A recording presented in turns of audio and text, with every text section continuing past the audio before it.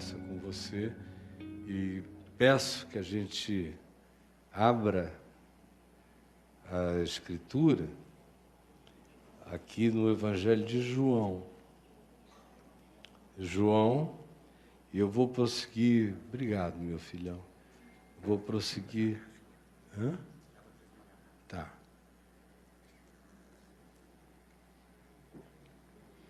Vou prosseguir o que eu estava dizendo de manhã, na primeira epístola de João, no capítulo 4, que diz, no verso 17, nisto é em nós aperfeiçoado o amor aperfeiçoado, para que no dia do juízo, o dia da crise, mantenhamos, não percamos a confiança, pois segundo Ele é, também nós somos neste mundo. Sinal do Evangelho, mais do que sinal do Evangelho como texto. O Evangelho não é um texto. O texto do Evangelho é uma narrativa sobre a encarnação, sobre Deus feito carne em Jesus. O Evangelho só existiu quando a Boa Nova eclodiu. E a Boa Nova eclodiu ante os sentidos humanos quando Jesus abriu a boca para que todos começassem a ouvir acerca da certeza do amor de Deus por toda a criatura humana que se manifestava naquele ato de Deus ter se tornado um de nós. A primeira narrativa escrita dessa história, desse fato, que é o Evangelho, Jesus é o Evangelho. Jesus é a Boa Nova. Não é o que se diz nem o que se interpreta acerca dele. A Boa Nova acontece quando Deus se encarna. A narrativa vem bem depois. E as narrativas têm os olhares particulares de cada uma das testemunhas oculares ou dos que ouviram a narrativa, como é o caso de Lucas, que diz que ele próprio fez um trabalho de natureza jornalística acurada, ouvindo as testemunhas histórico-experienciais de tudo que tinha acontecido, até fechar uma compreensão cuja intenção era informar-nos acerca do Evangelho, que é Jesus. Antes de haver livro, havia a encarnação. Pedro não disse, tu és o Cristo, o Filho do Deus vivo, baseado numa leitura, mas em ações, gestos, movimentos, atitudes, palavras, olhares, linguagens codificadas de maneira oral e linguagens da expressão, da vida, da emanação, da energia que vazava do ser que com eles estava. Foi o conjunto dessas percepções iluminadas pelo Espírito Santo, que o fizeram dizer, tu és o Cristo, o Filho do Deus vivo. E Jesus disse, bem-aventurado és, Simão Barjonas, porque não foi carne, nem sangue, nem código, nem narrativa, nem livro, nem texto quem tu revelou essas coisas, mas meu Pai que está nos céus. E a intenção disso tudo, dessa encarnação, era gerar filhos de Deus. lúcidos, conscientes de si mesmos e conscientes de quem eles eram em Deus e para a vida, e uns para os outros e para o mundo. Por isso aqui se diz: pois segundo Ele é, também nós somos neste mundo. A intenção divina é a reprodução de Jesuses. É fazer com que o Evangelho não seja apenas uma sinalização aqui, outra ali. O Evangelho se transforme em milhões, em bilhões de encarnações, de gente virando Cristo no mundo.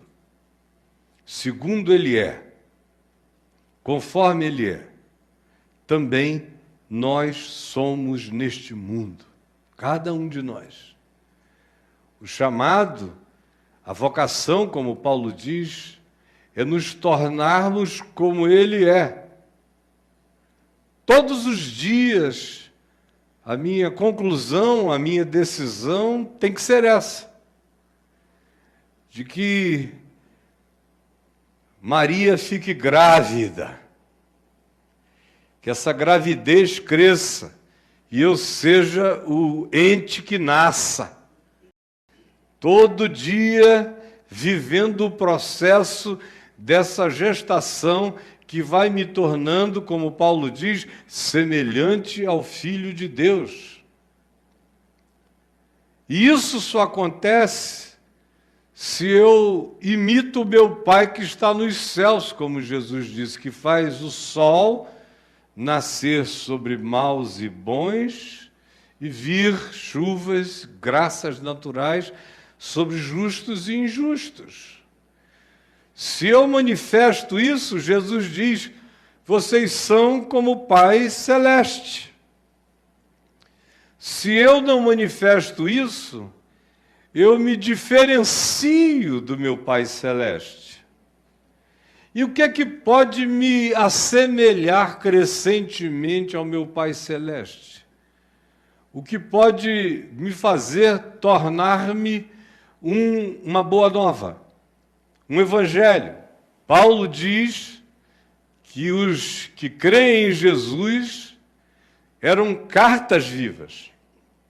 Ele próprio, mais do que as cartas que escreveu, ele foi a carta na qual ele se tornou e em razão da qual ele cresceu.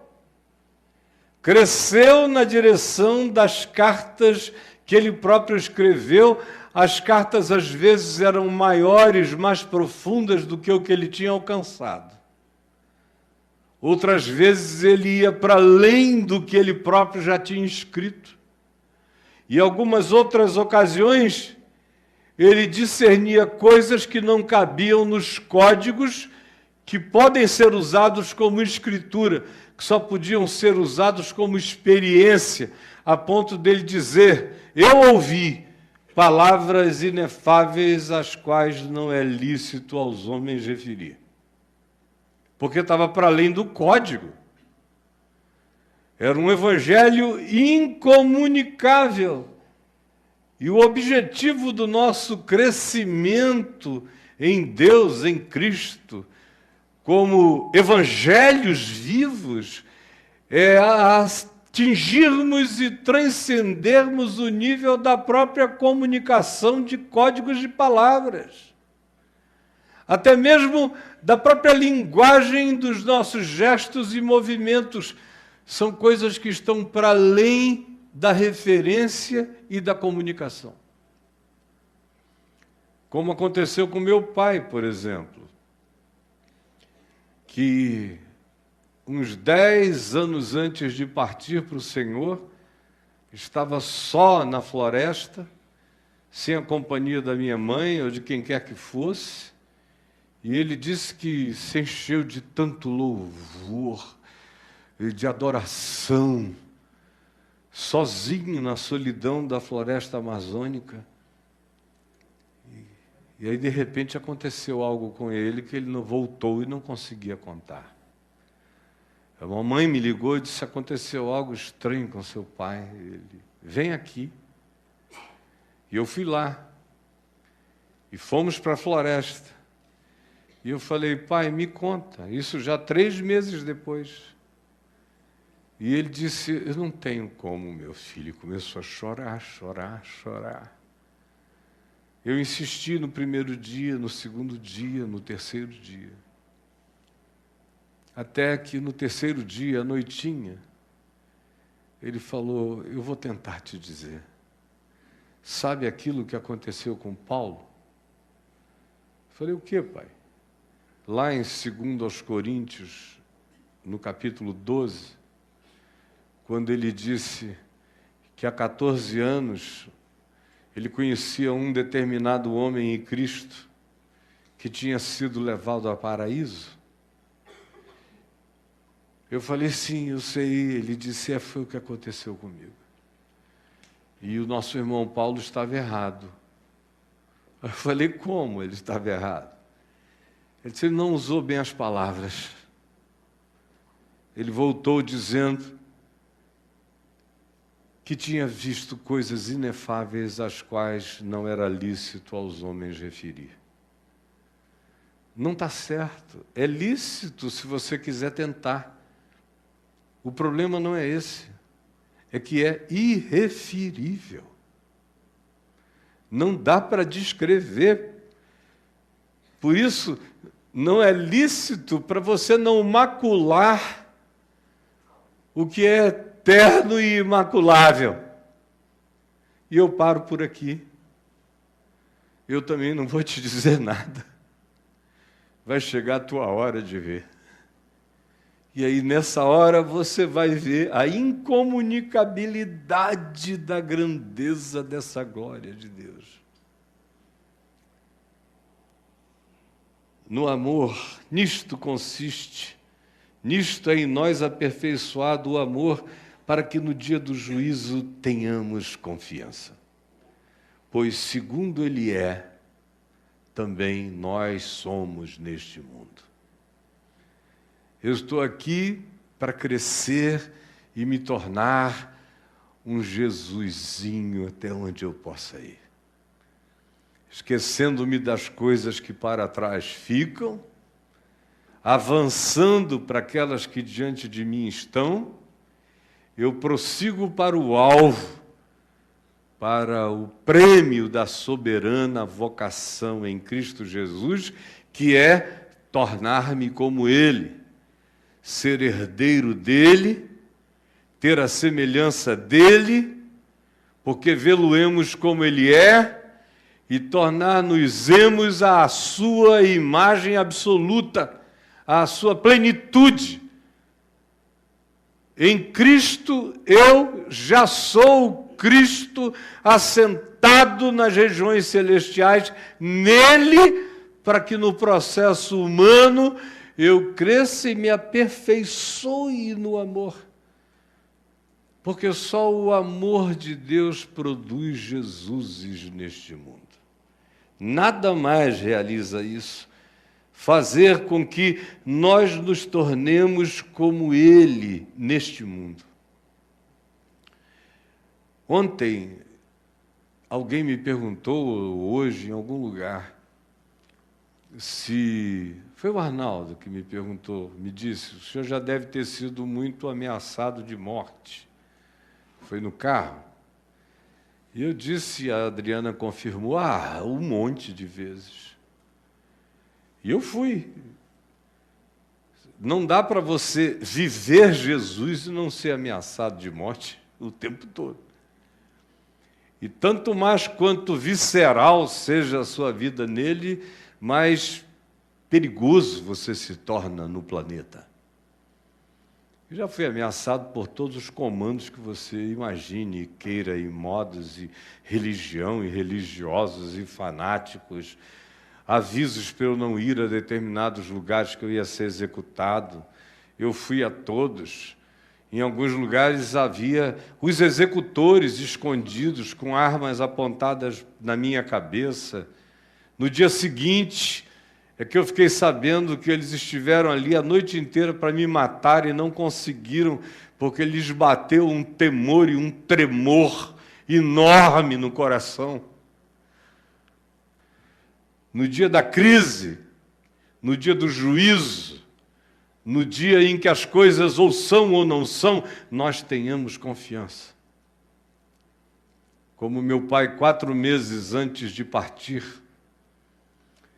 cego, tomando o cafezinho dele, também gostava de molhar o pão no café. De vez em quando eu dou uma molhadinha também, só para lembrar do papai e da mamãe, que adoravam fazer assim.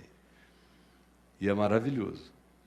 E aí, ele cego no café da manhã com a minha mãe adiante dele, ela via tudo, e ele tomando o mingau dele. A papinha, olha, se vocês se afastarem daí, ajuda a não apagar aqui. Isso, dão umas encostadas, aí apaga. E o que aconteceu é que o motorista, o moço que dirigia para ele, estava lá, sentado, muito falante, falava alto, extravagante, e papai acostumado com aquilo. De repente, entram outras vozes no diálogo.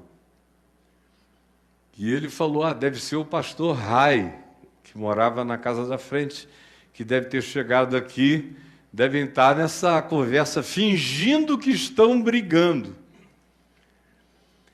E ele continuou tomando a sopa dele lá, o mingauzinho. De repente, ele ouviu a minha mãe dizer, parem com isto em nome de Jesus. Aí ele falou, não, a minha velha não fala, não usa o nome de Jesus em vão. Ele só enxergava nas laterais.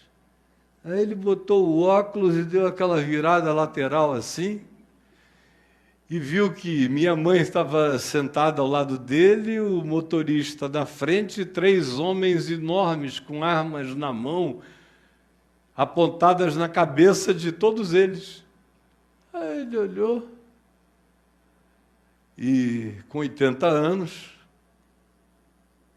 e disse, na mesma hora, aquele poder de Deus tomou conta de mim, pobres daqueles rapazes.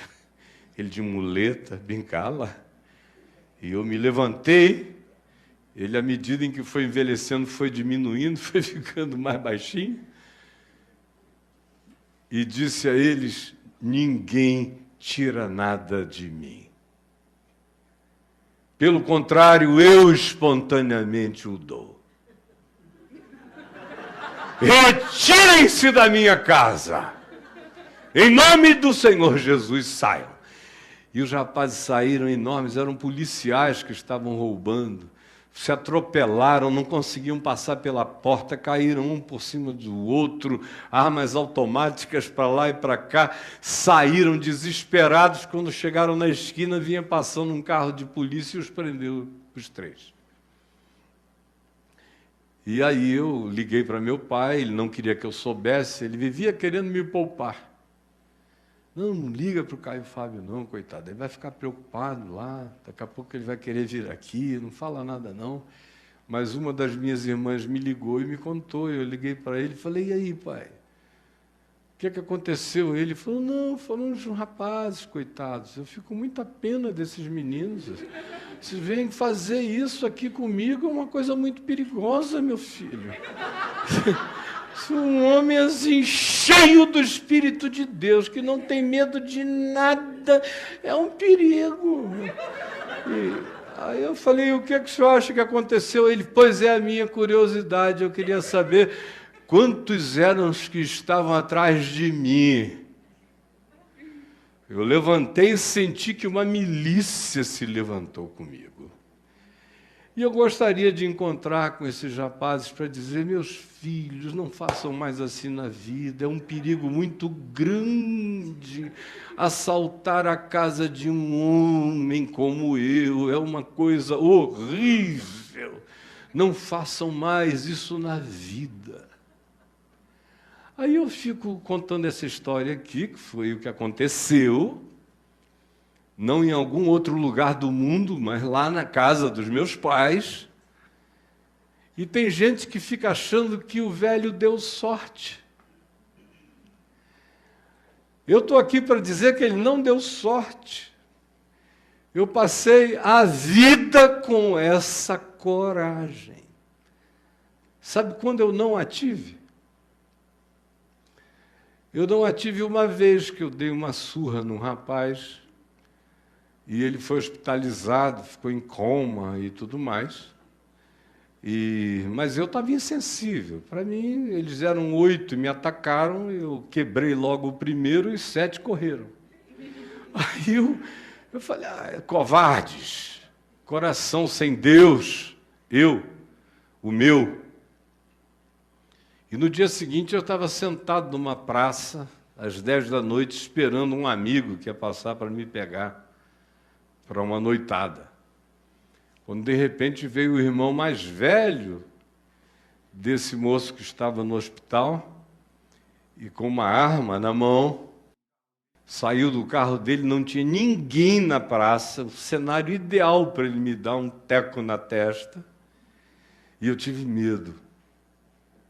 Não fiz nada, ele não viu uma reação em mim, eu fiquei olhando para ele, impávido, me ameaçou. Eu não disse nada em resposta, mas o meu coração estava gelado. Porque eu sabia que eu era culpado. A culpa me encheu de pavor. Embora eu seja um bom artista para não deixar ninguém perceber. Essa foi uma vez. A outra vez, eu também sabia que eu estava em estado de transgressão diante de Deus. 1998 foi o ano no qual me divorciei por causa de traição. Do que eu nunca tinha feito na vida, vivido com santidade da minha conversão para frente, na presença de Deus com confiança. Mas aquele ano era o ano da certeza total no meu coração que eu tinha fugido conscientemente daquele amor que me guardava. E entrado num estado de transgressão. Aí chega um homem da máfia americana, ele sediado em Nova York, me chama a propósito de uma história que estava rolando aqui no Brasil, que veio a ser conhecida como Dossiê Caimã, e diziam que eu era a pessoa que sabia de tudo. E eu não sabia de nada. Era um idiota no meio da história. Mas fui convenientemente responsabilizado pela consciência da coisa inteira. E ele me ligou e falou, olha, minha mulher está chorando aqui dentro de casa. Ele era o responsável pelos negócios da máfia no Brasil. Disse, eu sou o representante da família tal e tal. Ela está chorando porque tem um repórter acampado aqui na porta da minha casa em Nova York chamado Cabrini, da TV Globo, que descobriram, farejaram a mim. Se a minha mulher chorar até amanhã de manhã, eu sei aonde o seu filho Lucas estuda em Boca Raton, aonde a sua filha Juliana estuda em Boca Raton, e eles vão morrer. Eu não quero te matar, eu quero que você veja-os morrer. E aí o meu coração gelou como nunca antes. Se eu, sinceramente, não estivesse naquele estado de culpa, no dia do juízo, no dia daquela crise, se o meu coração estivesse em paz em Deus, se eu estivesse andando na luz como Ele está na luz, Deus sabe que eu não teria temido nada. porque a minha confiança está nele, não em mim, e nele eu faço proezas. Nele se põem em retiradas os exércitos de inimigos. Nele não há ocasião para vacilação e nem temor. Eu tenho medos racionais, que são temores naturais. Um leão na rua, eu não vou para a esquina. Um hipopótamo solto, vociferante, eu fico num lugar que me proteja. Uma onça resfolegante, eu subo num pau mais alto que ela não consiga alcançar. Isso faz parte da racionalidade da vida. Mas o meu pai me ensinou, se não der para subir num pau, vire onça contra onça, corra para cima dela e coma ela também. Eu fui treinado por ele assim e o Evangelho aumentou isso ao infinito. Esses anjos do Senhor, essas milícias celestiais, esse poder que te habita, que está em ti, o fato de que principados e potestades te conhecem, e que até os bichos sentem o cheiro da tua tranquilidade em Deus, da tua pacificação, isso muda tudo, completamente. E à medida em que o coração vai andando em pacificação, no amor de Deus, você tem confiança. E você se torna como Ele é neste mundo. Exatamente como Ele é neste mundo, você cresce para se tornar e para manifestar o mesmo Espírito de Jesus como um evangelho vivo e ambulante. Cada um de nós pode provar isso. Não é privilégio de alguns, é para todos. Essa é a loucura, essa é a graça. Que gente frágil, gente fraca, gente simples, gente desarmada, gente desprotegida, andando todavia com esse coração vinculado a essa paz, carregando essa confiança, se torna como Ele neste mundo. E o texto prossegue dizendo o seguinte: olhem só, é simples e poderoso. No amor não existe medo. No amor não existe medo. Não é na paixão. A paixão é apavorada, que teme perder a pessoa, teme ser traída, teme ser despossuído, teme tudo. Mas o amor que abre mão, o amor que entrega, o amor que confia, o amor que tudo sofre, tudo crê, tudo espera, tudo suporta, o amor que permanece, o amor que perdoa de novo, que perdoa sempre, que não sabe deixar de ser amor em Deus.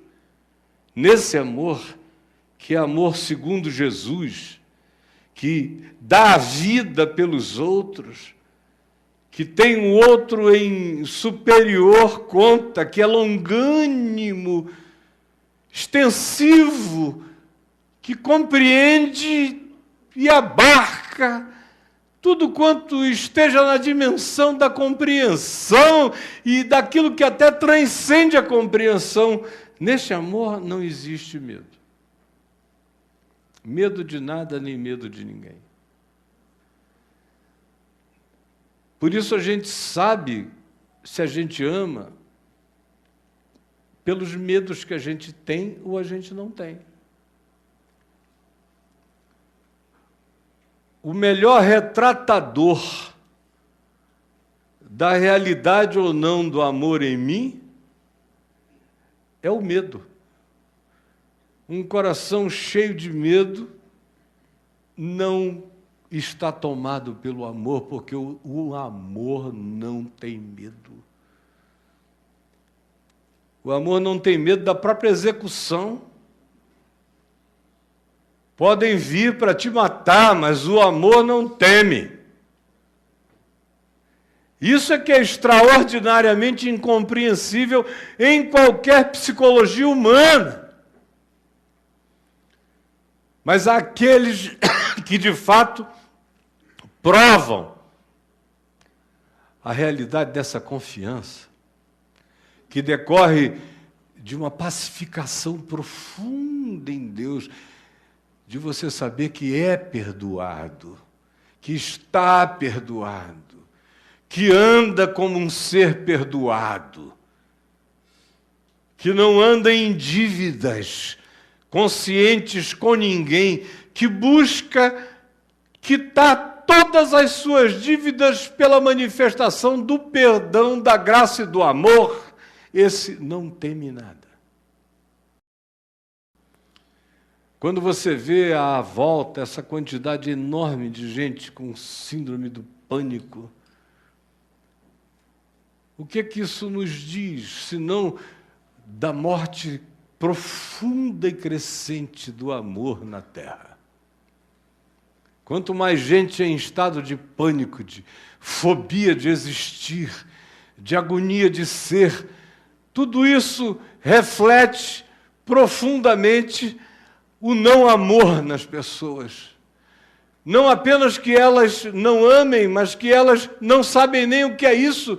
Não são filhas do amor, não tomaram posse de que são amadas, do fato de o serem. Estão em estado de orfandade de amor. E aí abrem-se todas as lacunas para o medo, para o pânico, para a agonia, para a insegurança no coração. Porque no amor não existe medo. Não existe. Se você quiser andar sem medo no mundo, saiba que você é amado. E se você quiser andar sem medo no mundo, ame. Ame. E para amar a Deus, João diz que eu tenho que amar o próximo. Porque se eu não amar o meu próximo a quem eu vejo, como eu poderei amar a Deus a quem eu não vejo? O maior poder contra o medo é o amor. E a maior força do universo é o amor. Tem gente que acha que o poder no mundo é o poder do ódio, do rancor, da guerra, da raiva, ou de qualquer outra coisa, o poder dos poderosos, o poder desses idiotas cósmicos, poder das armas. Isso aí é o recurso dos fracos, dos covardes, dos amedrontados, daqueles que sem algo para atirar em alguém, se você bater o pé, eles correm. Agora, quando você está cheio do amor, você é daquele tipo que bota a cabeça na guilhotina e deixa cortar. Se der mole, a tua cabeça ainda cai do lado de lá sorrindo. Não existe medo. Ou isso aqui é verdade, ou é bom a gente parar de brincar disso. Eu sei que isso é verdade.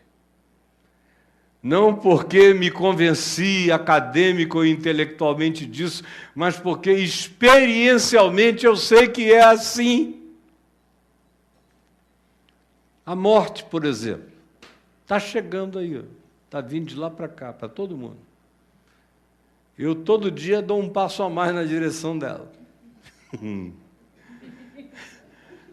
Quando eu cheguei aqui em Fortaleza, tinha tido uma notícia na internet que eu tinha sofrido um mal súbito, que é um negócio, de vez em quando me matam, já há muitos anos. Muitos anos. A minha família já está ficando acostumada. No dia que eu morrer, eles vão dizer, não foi nada, não.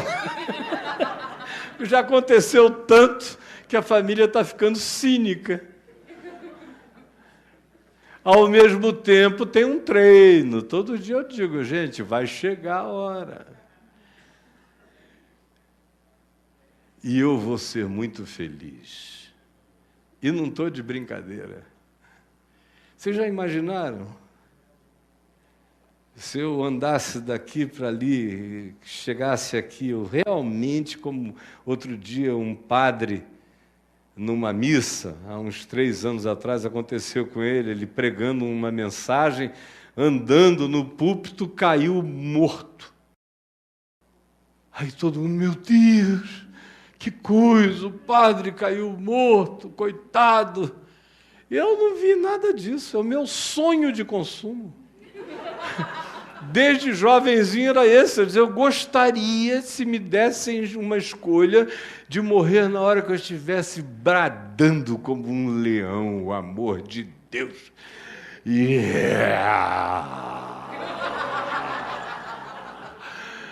Em glória. Eu sou filho da glória. Estou habitado pela eternidade.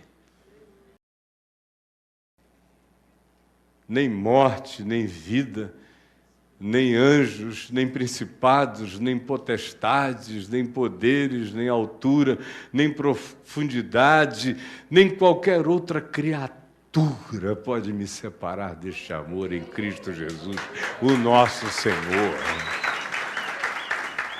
Logo, diz João, é a conclusão, logo, o raciocínio é esse, aquele que teme não foi aperfeiçoado no amor. E o amor de Deus cresce, se aperfeiçoa, se desenvolve como prática cotidiana de olhar e enxergar Deus no meu próximo, por mais desfigurado que ele seja e ele esteja. Na prática dessa percepção, se eu vir o meu irmão e abrir para ele o meu coração, cresce em mim o amor de Deus. E como ele é, eu vou me tornando dia a dia nesse mundo. Eu sou um sinal do Evangelho. Nós não precisamos, como eu disse hoje de manhã, fazer uma torre sequer. Nós já somos o equipamento do amor de Deus no mundo. Está tudo pronto. Quando Deus quis manifestar o seu amor, Ele não fez a Torre de Babel, Ele se encarnou. Nem fez os jardins suspensos de Babilônia. Nem fez pirâmides. É absolutamente esmagador. E é completamente algo que não nos deixa escape ou desculpa. Eu nasci. E se eu estou aqui, todo o equipamento necessário para manifestar o Evangelho e o amor de Deus no mundo está pronto. Não há um implante a fazer, não há nada, um marca-passo divino a instalar, não há coisa alguma. Eu e você já estamos prontos, só não acontece porque nós não queremos, nós não quisemos. Do contrário, está consumado. Jesus já fez, e eu estou aqui. E se o amor de Deus crescer em mim, assim como Ele é, também eu serei e sou neste mundo. Ora, no amor, não existe medo, pois o perfeito amor lança fora o medo. O medo produz tormento. Logo, aquele que teme não é aperfeiçoado no amor. E nós o amamos porque Ele nos amou primeiro. Se alguém disser amo a Deus e quiser criar uma dicotomia e dizer que eu odeio ao meu irmão porque o meu irmão não ama a Deus, ou, como diz o Salmo 139, que é perfeito do verso 1 até o penúltimo. No penúltimo, Jesus liquidou com o Salmo. Ele continua na vigência, menos o último versículo. Não aborreço eu, Senhor, os que te aborrecem? Aborreço-os com ódio consumado. Para mim são inimigos de fato. Aí vem Jesus e diz, filho, cresce, Davi. Ama o teu inimigo. Ora por quem te persegue. Ou Salmo 137, o cara vem com saudade de Jerusalém, rios de Babilônia, eles pedem para a gente cantar, não dá. Nossas harpas estão aqui penduradas dos salgueiros, não dá para cantar canções de Jerusalém em terra estranha. Aí o cara tem um surto de religião, de ortodoxia raivosa, e diz, quem me dera viessem aqueles que pegassem os filhos dos babilônios e arrebentassem a cabeça das criancinhas na rocha. Pá! E pá! E pá! E tem crente dizendo, oh glória! Aleluia! Aquele cérebro para tudo que é lado, aquela coisa nojenta. Comando Vermelho vira um negócio de sacristãos da maldade. Esse comando aqui de Fortaleza, o quê? Parece GDF, como é que é o nome do negócio? É GDE? GDE, vira coisa de inocente. Diante daquele salmo, pega e mata. E pá! Isso devocionalmente. Em nome do Senhor, aleluia! É o Espírito que está em volta de nós, enchendo as igrejas, os crentes, que se tornaram filhos do ódio. Por isso também é tanto pastor se suicidando, é crente deprimido, cheios de pânico, apavorados, porque não há amor, e se não há amor, o que há é tormento. Cresce o tormento quando o amor se esvai. Nós, no entanto, o amamos não porque inventamos isso, mas porque Ele nos amou primeiro e nós ficamos grávidos dessa misericórdia e assim nos aperfeiçoamos dia a dia nessa consciência para que, como Ele é, sejamos nós também o Evangelho neste mundo. Pois aquele que não ama seu irmão, a quem vê, não pode amar a Deus a quem não vê. Ora, temos da parte dele este mandamento, que aquele que ame a Deus, ame também a seu irmão. Esse anda sem medo, sem pânico. Todo mundo aqui sabe o que eu estou falando. Como a culpa, como a incoerência, como a mentira, como o preconceito. Por mais que você o defenda ideologicamente, mas no seu coração rachaduras e abismos vão crescendo. Aí você começa a precisar de calmante para todo lado, aflições, ansiedades, medos. Quem odeia, prepara o coração para todo tipo de ataque. Quem ama, anda protegido o dia inteiro. De mim não há irradiação perversa, portanto eu não ando esperando perversidade contra mim, sem falar no fato maior. É que o escudo do amor é poderoso, é pacificador. gera uma serenidade divina dentro de você. É verdade. Não é logorreia, nem discurso, é fato.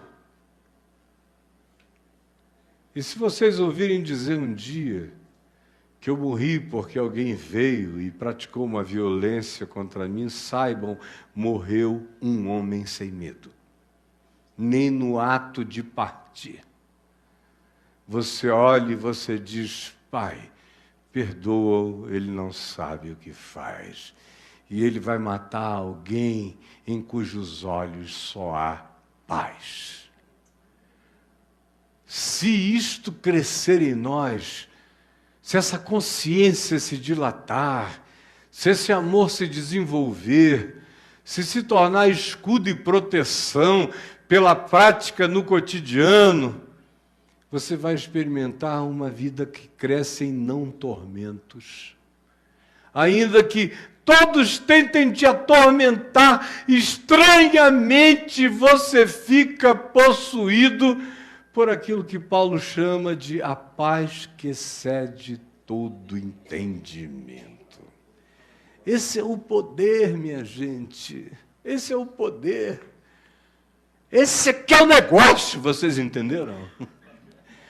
O barato é esse, a onda é essa.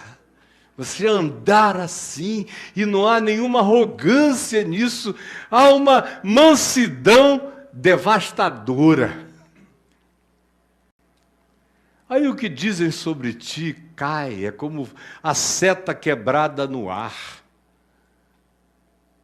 Os males que te projetam morrem no caminho. A maldição cai em si mesma e não chega nunca a você. Eu estou dizendo isso. Tem som ainda? Eu estou dizendo isto porque é isto que eu conheço em mim. E eu espero ter alguns anos a mais de vida para que esse amor se aperfeiçoe em mim. Se eu ficar mais velho, você vai me ver lindo. Eu não estou andando para uma velhice feia, eu estou andando para uma velhice sublime, resplandecente, maravilhosa. E eu não aceito para mim nada menos do que terminar a vida como um evangelho de Cristo, que não dá sinal esporádico, mas que é um signo vivo desse caminho. E como eu disse no início, não é algo para alguns, mas é a vocação de todos. Essa é a boa nova, esse é o poder. Agora, isso não acontece ouvindo loucuras religiosas aqui ou ali. Você tem que comer Jesus, como ele disse em João 6, comer a minha carne, beber o meu sangue, atolar-se em Deus pela prática de perdão, prática de misericórdia, prática da graça, prática da justiça, prática da verdade, corrigindo os seus pensamentos mentirosos, sentimentos que justificam os seus ódios perniciosos e convertendo o seu coração todo dia a essa graça, na qual estamos firmes e que nos faz castelos fortes, nos coloca como rochas e luzes de Deus no mundo. E a existência de cada um que assim viva se torna como ele é, cada um se torna nesse mundo. Vocês já imaginaram a revolução disso? Eu fico vendo a vida de um homem como Paulo, um carinha. Aí vem aquela explosão, aquele OVNI divino. Bah! E olha o que aconteceu. Um sujeito. Vocês imaginem um mundo de 5 Paulos, de 10 Paulos, de 12, de alguns. Qualquer um pode ser, não um Paulo, pode ser a si mesmo, cheio do mesmo poder e da mesma transcendência, e da mesma graça e da mesma ousadia, porque Deus não nos deu espírito de covardia, mas de poder, de amor e de moderação. Vamos ficar em pé.